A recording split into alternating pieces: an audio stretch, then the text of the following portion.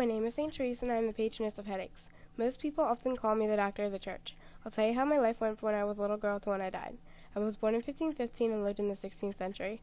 I was always said to be a troublemaker because of some of the things I did. I had an older brother but no sisters. My father was very strict while my mother was very shy. As a young girl, I clung to God for strength and in prayer. I always thought of myself as a terrible sinner, and I thought I wasn't worthy of being a daughter of God. When I was 5 years old, I told my brother that we should go to the city of Moors and ask them out of the love of God to cut our heads off our necks.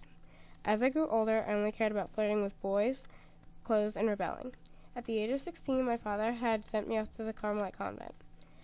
After I started to enjoy the convent, I soon had to pick between marriage and religious life. I had a tough time choosing because I had watched terrible marriage ruin my mother, and being a nun didn't sound like much fun. I finally chose to live a religious life. Once I was officially in the Carmelite convent, I studied mental prayer. After 18 years of practicing, I didn't think I was getting results. Many women had no place to go, so they came to the convent. One problem I had is that I was too charming, and as a result, everyone liked me. Being liked so much drove me away from God, because I found that it was easy to ignore Him. The nuns told me that I should pick newcomers and that I should teach them mental prayer. I soon fell sick with malaria. I had a seizure, and it was so bad that when I woke up 4 days later, I found that they had dug a grave for me, because I was in a coma for so many days. After the seizure, I was paralyzed for 3 years. This sickness was an excuse for me not to pray, and I had made the excuses for me not to pray. When I was 41, a priest convinced me to go back to mental prayer. The only problem was that I was easily distracted, and I found it difficult. As I started to pray again, it was easier for me. I didn't get distracted, and I grew closer to God.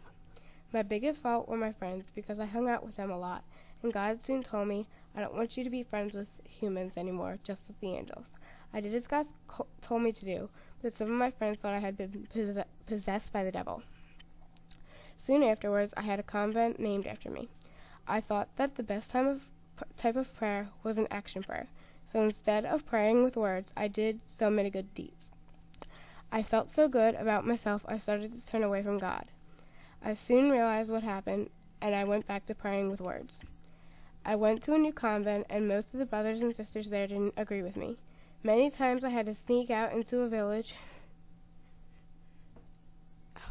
to avoid a riot. I soon went back to my old convent, where then I was appointed the head nun. In 1582, I was invited to a convent that was founded by an archbishop. I left my convent when it was pouring rain, and when I got to the new convent, I was turned away because they didn't recognize me. Despite being very ill, I was ordered to help deliver a baby.